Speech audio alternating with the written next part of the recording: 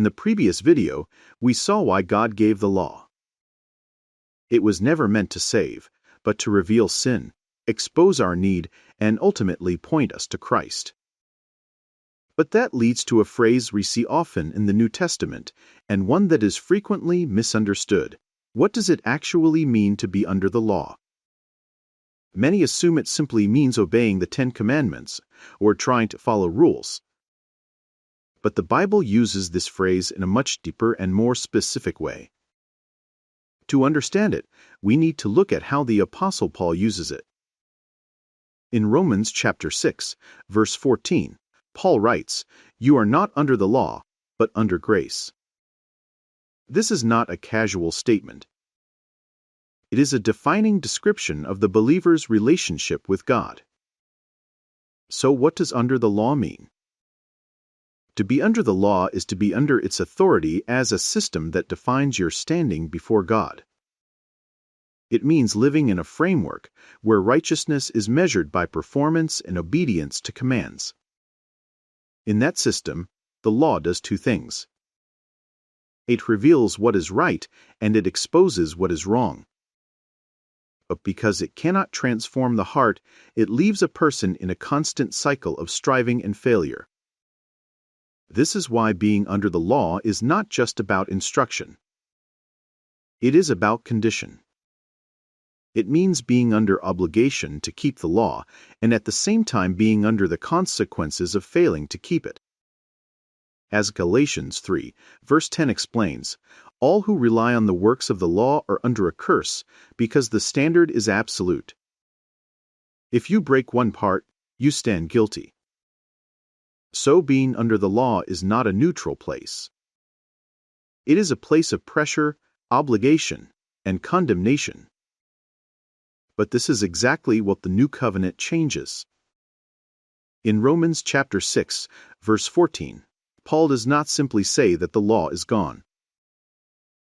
He says, you are no longer under it. Your relationship to it has changed. Under grace, your standing before God is no longer determined by your ability to perform. It is grounded in what Christ has already accomplished. This does not mean that righteousness no longer matters. It means the source of righteousness has changed. It is no longer something you strive to produce externally. It becomes something God begins to produce within you. This is why Paul says in Galatians chapter 5, verse 18, if you are led by the Spirit, you are not under the law. The shift is from external control to internal transformation. From obligation to relationship. From striving to being led. This is the difference between being under the law and being under grace. So when we ask what it means to be under the law, the answer is not simply about rules. It is about the system you are living under and how you relate to God within that system. Are you relating to God based on performance or based on what Christ has already done? This question is more important than it may seem. Because many people today believe in Christ, but still live as though they are under the law, constantly measuring, striving, and trying to earn what has already been given. But the new covenant invites something entirely different. It invites a life where your relationship with God is not built on your performance, but on His finished work, and where transformation begins from within. So the question becomes personal.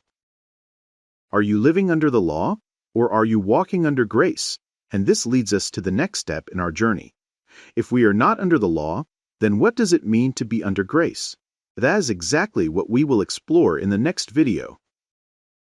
Friends, if this helped bring clarity, consider subscribing and let me know what topic you would like to explore next through the covenant lens.